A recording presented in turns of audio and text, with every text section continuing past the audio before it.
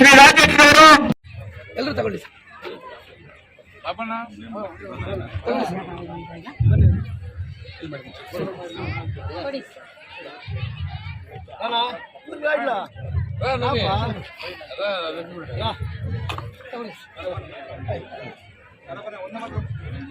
ಒಂದೇ ಮಾತು ನಮಗೆ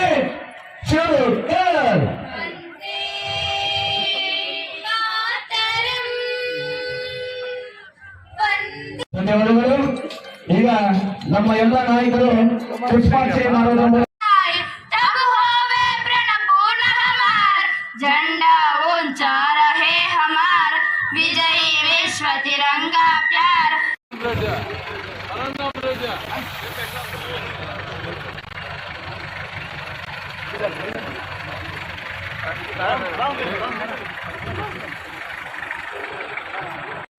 ರಾಷ್ಟ್ರಪತಿ ಶಾಲೆ ಅವರು ಅದಾದ ನಂತರ ಶಾಲೆ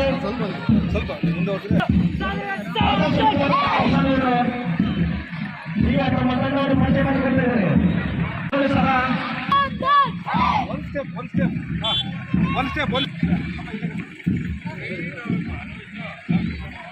ವೆಂಕಟೇಶ್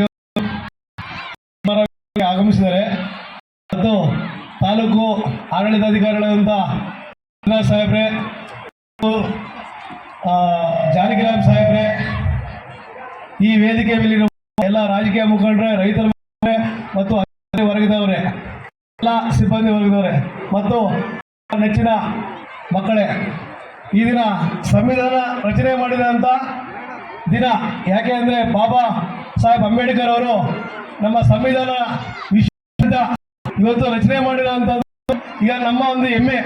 ಯಾಕೆ ಈ ಸಂವಿಧಾನ ರಚನೆ ಮಾಡದಿದ್ರೆ ನಮ್ಮಲ್ಲಿ ಯಾರು ಏನಾಗ್ತಾ ಇದ್ರೋ ಗೊತ್ತಿರಲಿಲ್ಲ. ಯಾಕೆ ಅಂದರೆ ಈ ಸಂವಿಧಾನದಲ್ಲಿ ಪ್ರತಿಯೊಂದು ಏನೇ ಒಂದು ಕಾರಣಭೂತರಾಗಿರೋರು ಬಾಬಾ ಸಾಹೇಬ್ ಅಂಬೇಡ್ಕರ್ ಅವರು.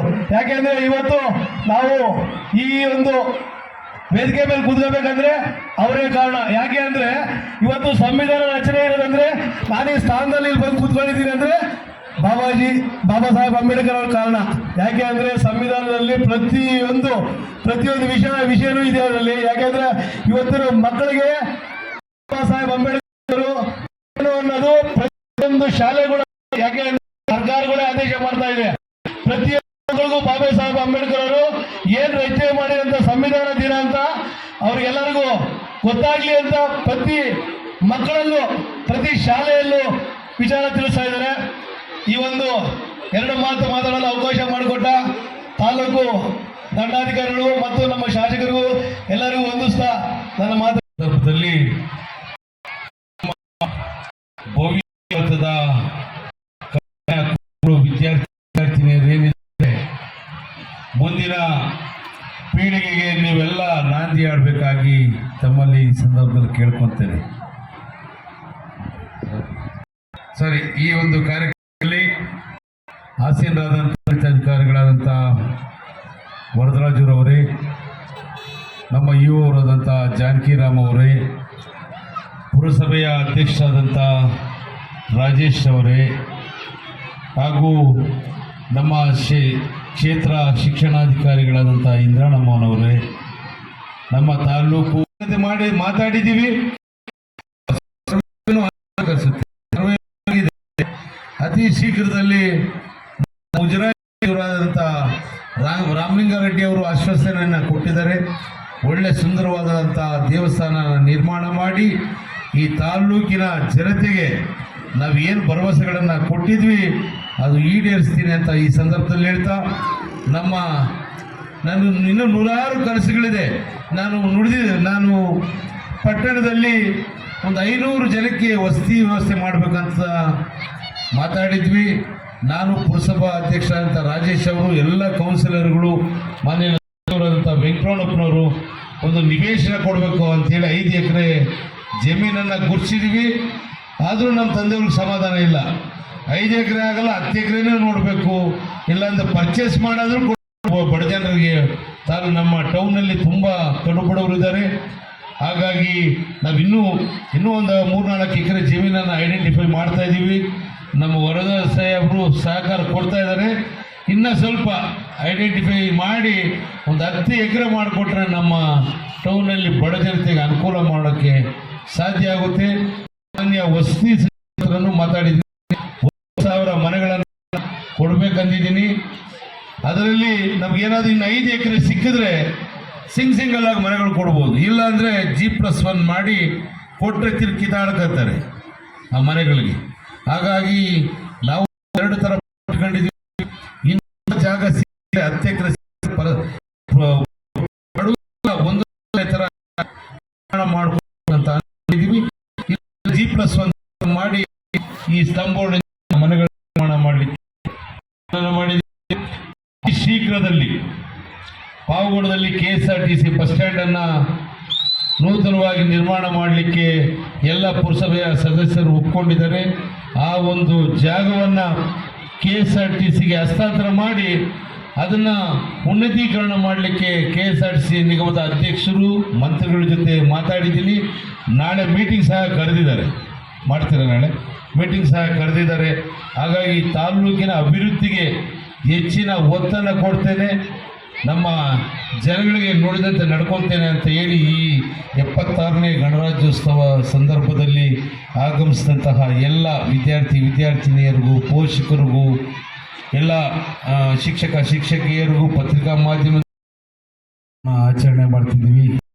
ನಮ್ಮ ದೇಶ ಇವತ್ತು ಪ್ರಪಂಚದಲ್ಲೇ 3ನೇ ಸ್ಥಾನಕ್ಕೆ ಹೋಗಿದೆ. ಇವತ್ತಂದರೆ ನಮ್ಮ ಭಾರತ ವೇಗವಾಗಿ ಬೆಳೀತಾ ಇದೆ. ಅದಕ್ಕೆ ಏನು ಕೊರತೆ ಅಂದರೆ ನಮ್ಮ ಗ್ರಾಮೀಣ ಪ್ರದೇಶದಲ್ಲಿ ಮಕ್ಕಳ ಭವಿಷ್ಯವನ್ನು ತಂದೆ ತಾಯಿಗಳು ರೂಪಿಸ್ಬೇಕು, ಒಳ್ಳೆ ದಾರಿ ಕೊಂಡೊಯ್ಬೇಕು. ಯಾಕಂತಂದರೆ ಇಷ್ಟು ವೇಗವಾಗಿ ಬೆಳೀತಿರೋ ಭಾರತದಲ್ಲಿ ನಮ್ಮ ಮಕ್ಕಳು ಅವರು ವಿದ್ಯಾಭ್ಯಾಸವನ್ನು ಹೆಚ್ಚಿನದಾಗಿ ಅವರು ಒತ್ತನ್ನು ಕೊಡಬೇಕಾಗಿ ಅವರ ಪೇರೆಂಟ್ಸಲ್ಲಿ ಮನವಿಯನ್ನು ಮಾಡ್ತೇನೆ. ಯಾಕಂತಂದರೆ ಮುಂದಿನ ದಿನಗಳಲ್ಲಿ ವಿದ್ಯೆಯಲ್ಲಿ ಏನೂ ಮಾಡಲಿಕ್ಕಾಗಲ್ಲ. ಯಾಕಂದರೆ ಹಿಂದೆ ನಾವೆಲ್ಲ ಕಷ್ಟದಿಂದ ಬಂದಿದ್ದೀವಿ. ಆದರೆ ನಮ್ಮ ಮಕ್ಕಳು ಈ ವೇಗವಾಗಿ ಬೆಳೀತಿರೋ ಭಾರತದಲ್ಲಿ ವಿದ್ಯೆ ಇಲ್ಲ ಅಂದರೆ ಅವ್ರ ಜೀವನ ಮಾಡಲಿಕ್ಕೆ ತುಂಬ ಕಷ್ಟ ಆಗುತ್ತೆ ಅಂತ ಈ ಸಂದರ್ಭದಲ್ಲಿ ಹೇಳಲಿಕ್ಕೆ ಇಷ್ಟಪಡ್ತೇನೆ. ಯಾಕಂತಂದರೆ ವಿದ್ಯೆ ಅನ್ನೋದು ತುಂಬ ಮುಖ್ಯ. ಈಗ ವ್ಯವಸಾಯ ಮಾಡೋರೇ ಕಮ್ಮಿ ಆಗಿದ್ದಾರೆ. ಅತಿ ಹೆಚ್ಚು ಒಳ್ಳೊಳ್ಳೆ ವಿದ್ಯಾಭ್ಯಾಸ ಮಾಡಿ ಡಾಕ್ಟರ್, ಇಂಜಿನಿಯರ್ಗಳಾಗ್ತಾರೆ, ಒಳ್ಳೊಳ್ಳೆ ಅಧಿಕಾರಿಗಳಾಗಿ ಅಂಥ ಕುಟುಂಬಗಳು ತುಂಬ ಚೆನ್ನಾಗಿದೆ. ಹಾಗಾಗಿ ನಮ್ಮ ಮಕ್ಕಳಿಗೆ ಒಳ್ಳೆಯ ವಿದ್ಯಾಭ್ಯಾಸವನ್ನು ಕೊಟ್ಟು ಒಳ್ಳೆ ಮುಂದಿನ ಅವ್ರ ಭವಿಷ್ಯ ರೂಪಿಸಬೇಕಾಗಿ ಶಿಕ್ಷಕಿಯರಲ್ಲಿ ಮನವಿ ಮಾಡ್ತೇನೆ. ಸರ್ಕಾರಗಳು ಕೂಡ ಎಲ್ಲ ಥರದ ಸೌಲಭ್ಯಗಳನ್ನು ಕಲ್ಪಿಸ್ತಾ ಇದೆ. ಈಗ ನೋಡ್ರಿ, SC ST ಮಕ್ಕಳಿಗೆ ಒಳ್ಳೊಳ್ಳೆ ಹಾಸ್ಟೆಲ್ಗಳ ವ್ಯವಸ್ಥೆ ಮಾಡಿದೆ. ವಿದ್ಯಾಭ್ಯಾಸಕ್ಕೆ ಎಲ್ಲ ಥರ ಪ್ರೋತ್ಸಾಹಗಳನ್ನು ಸರ್ಕಾರಗಳು ಕೊಡ್ತಾ ಇದ್ದಾರೆ. ಕೇಂದ್ರ ಸರ್ಕಾರ ಆಗ್ಬೋದು, ರಾಜ್ಯ ಸರ್ಕಾರ ಆಗ್ಬೋದು. ಹಾಗಾಗಿ ಮಕ್ಕಳನ್ನು ಮುಂದಿನ ಭವ್ಯ ಭಾರತ ಏನು ನಮ್ಮ ಭಾರತ ವೇಗವಾಗಿ ಬೆಳೀತಿರೋ ಭಾರತಕ್ಕೆ ಒಳ್ಳೆ ದಾರಿಯನ್ನು ಮಾಡಿಕೊಡ್ಬೇಕು. ನಾವು ಸಹ ರಾಜಕಾರಣಿಗಳು ಪ್ರಾಮಾಣಿಕವಾಗಿ ಕೆಲಸಗಳನ್ನು ಮಾಡಬೇಕು. ರಾಜಕಾರಣಿಗಳು ಸ್ವಲ್ಪ ಕರೆಕ್ಟಾಗಿದ್ದಾರೆ, ಅರ್ಧ ಜನ ದಾರಿ ತಪ್ಪಿದ್ದಾರೆ. ಹೀಗಾಗಿ ರಾಜಕಾರಣದಲ್ಲೂ ಹಂಗೆ ಇದೆ, ಶಿಕ್ಷಣ ವ್ಯವಸ್ಥೆನೂ ಹಂಗೆ ಇದೆ. ನಮ್ಮ ಬಾಬಾ ಸಾಹೇಬ್ ಅಂಬೇಡ್ಕರ್ ರಚನೆ ಮಾಡಿದಂಥ ಸಂವಿಧಾನವನ್ನು ಪ್ರತಿ ಶಾಲೆಯಲ್ಲೂ ವಾರಕ್ಕೆ ಒಂದು ದಿವಸ, ವಾರಕ್ಕೆ 1 hour 2 hours ಅವ್ರನ್ನ ಸಂವಿಧಾನದ ಬಗ್ಗೆ ಅರಿವು ಮೂಡಿಸಬೇಕಾಗಿ ತಮ್ಮಲ್ಲಿ ಎಲ್ಲ ನಮ್ಮ ಶಿಕ್ಷಕರಲ್ಲಿ ಮನವಿ ಮಾಡ್ತೇನೆ. ಯಾಕಂದರೆ ಮುಂದಿನ ದಿನಗಳಲ್ಲಿ ಸಂವಿಧಾನವನ್ನೇ ಬದಲಾಯಿಸಕ್ಕೆ ಹೊರಟಿರೋ ಸರ್ಕಾರಗಳಿದೆ ಕೆಲವು ರಾಜ್ಯಗಳಲ್ಲಿ, ರಾಷ್ಟ್ರ ಮಟ್ಟದಲ್ಲಿ. ಆ ಒಂದು ಸಂವಿಧಾನವನ್ನು ಬದಲಾವಣೆ ಮಾಡಿದ್ರೆ ರಿಸರ್ವೇಷನ್ ನಮ್ಗೆ ಯಾರಿಗೂ ಸಿಗಲ್ಲ, ಮೈಕ್ ಹಿಡ್ಕೊಂಡು ಮಾತಾಡೋ ಅವಕಾಶನೇ ಸಿಗಲ್ಲ ಮುಂದಿನ ದಿನಗಳಲ್ಲಿ. ಅಂಥ ಒಂದು ಪರಿಸ್ಥಿತಿ ಬರೋ ಅವಕಾಶಗಳು ಹೆಚ್ಚಾಗಿದೆ. ನಾವು SC ST OBC ಬ್ಯಾಕ್ವರ್ಡ್ಸ್ ಏನಿದ್ದೀವಿ ಎಲ್ಲರಿಗೂ ಬಾಬಾ ಸಾಹೇಬ್ ಅಂಬೇಡ್ಕರ್ ಅವರ ರಚನೆ ಮಾಡಿದಂಥ ಸಂವಿಧಾನದ ಅಡಿಯಲ್ಲಿ ನಮಗೆಲ್ಲರಿಗೂ ಅಧಿಕಾರಗಳ ಹಂಚಿಕೆ ಆಗ್ತಾ ಇದೆ. ಈಗ ರಿಸರ್ವೇಷನ್ ಕೋಟೆಗಳು ಸಿಗ್ತಾ ಇದೆ ನಮಗೆ.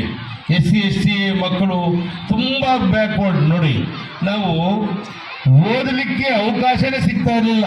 ಈ ರಿಸರ್ವೇಶನ್ ಇಲ್ಲ ಅಂದಿದ್ರೆ ನಮಗೆಲ್ಲ ನಮಗಿಂತ ಮೇಲ್ಜಾತಿಯವರ ಒಂದು ಪಾಲಾಗ್ತಾ ಇತ್ತು. ಹಾಗಾಗಿ ಬಾಬಾ ಸಾಹೇಬ್ ಅಂಬೇಡ್ಕರ್ ಅವರ ದೂರದೃಷ್ಟಿ ಇಟ್ಕೊಂಡು ಈ ಸಂವಿಧಾನವನ್ನು ರಚನೆ ಮಾಡಿದ್ದಾರೆ. ನಮ್ಮ ಮಕ್ಕಳಿಗೆ, ಮುಂದಿನ ಪೀಳಿಗೆಗೆ ಒಳ್ಳೆ ದಾರಿ ಸಿಗಬೇಕಂದ್ರೆ ವಾರದಲ್ಲಿ ಒಂದು ದಿವಸ ಒಂದು 2 hours ಪ್ರತಿ ಶಾಲೆಯಲ್ಲೂ ಸಂವಿಧಾನ ಬಗ್ಗೆ ಅರಿವನ್ನು ಮೂಡಿಸ್ಬೇಕಾಗಿ ಕಳಕಳೆಯಿಂದ ಬೇಡ್ಕೊತೇನೆ. ನನ್ನನ್ನು ಈ ತಾಲೂಕಿನಲ್ಲಿ ಆಯ್ಕೆ ಮಾಡಿದ್ದಕ್ಕೆ ತಾಲೂಕಿಗೋಸ್ಕರ ನಾನು ಭಾರಿ ಶ್ರಮವನ್ನು ಪಡ್ತಾ ಇದ್ದೇನೆ. ITI college ಮಂಜೂರನ್ನು ಮಾಡಿಸಿದ್ದೇನೆ. 20ನೇ ತಾರೀಕು, ಈ ತಿಂಗಳು 20ನೇ ತಾರೀಕು ಮುಖ್ಯಮಂತ್ರಿಗಳು ತುಂಗಭದ್ರಾ ಕುಡಿಯುವ ನೀರಿನ ಯೋಜನೆಗೆ ಉದ್ಘಾಟನೆಗೆ ಡೇಟನ್ನು ಕೊಟ್ಟಿದ್ರು. ಆಗಲೇ ತಹಸೀಲ್ದಾರ್ ಅವರೆಲ್ಲ ರೆಡಿ ಆಗಿದ್ರು. ಆಗಲೇ ಇನ್ನೇನು CM ಪ್ರೋಗ್ರಾಮ್ ಫಿಕ್ಸ್ ಆಗಿದೆ ಅಂತೇಳಿ